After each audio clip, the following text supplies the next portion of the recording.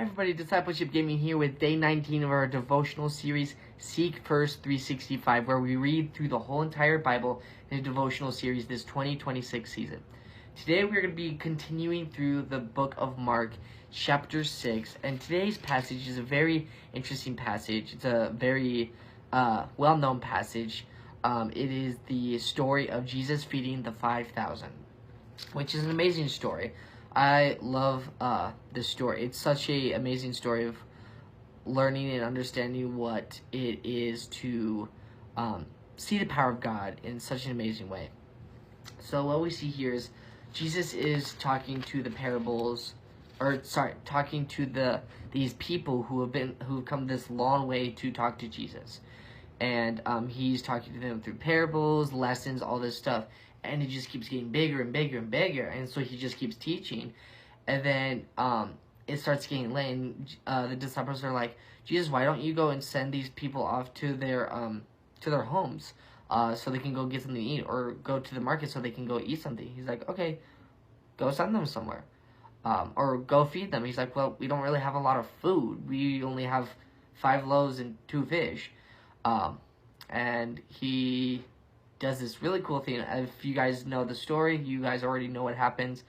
But what he does is he starts breaking bread, which is, if I'm correct, it's a tradition to literally break bread. That's where we get the phrase breaking of bread. Is back then when you had guests over and you're feeding, you would break bread with them and toss pieces of bread around so everyone had a piece, and you would continue eating.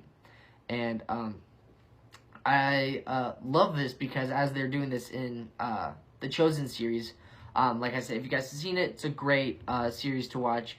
I love how they portrayed this passage in the Chosen. We see he starts breaking bread, and then they start passing around. It's like, okay, start feeding. And then they realize it just keeps going, and everyone is satisfied and gets to eat. And then they look behind them, and there is 12 full baskets of food. Now, the baskets, per se, we're not exactly sure how big, but the way that it's portrayed, it could have been like maybe like those like normal small baskets, or it could be those really tall baskets that you've probably seen before. And it's to think that it was probably those tall baskets. Imagine 12 of those full of fish and bread. And they're like, wow. And I found it also ironic about this because there's 12 disciples, 12 baskets, 1 for each of them.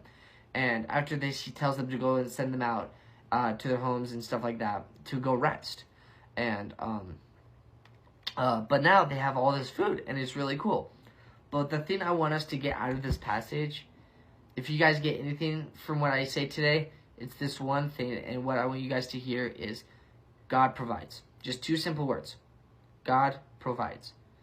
And I love how they show this in this passage of the provision of God and how he provides for his children.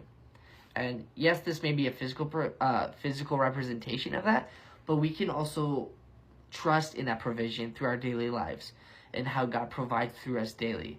The biggest thing that we know how God provides is literally every single day. You guys, every day we get to wake up. We get to wake up under a roof. We get to wake up with food in our house, food on our table, with clothes on our backs, a warm, comfortable bed to sleep in. We are so beyond blessed to have all these things. And yet we forget sometimes that there are people across the country who don't get to have this kind of stuff. And they live in poverty where they literally sleep on dirt, stone slabs with no covering. And they have to go to a river to bathe. And they probably have to walk miles to get even fresh water too. And we get to have that every day. We get to go to a sink, fresh water, wash our hands. We get fresh running water to take warm showers in. They don't get that. But yet we are so blessed by God to have that kind of stuff. So be thankful every day of what God has provided for you in your life. Be thankful every day. And something my boss was also telling me was, we should be thanking God every day for everything that we have.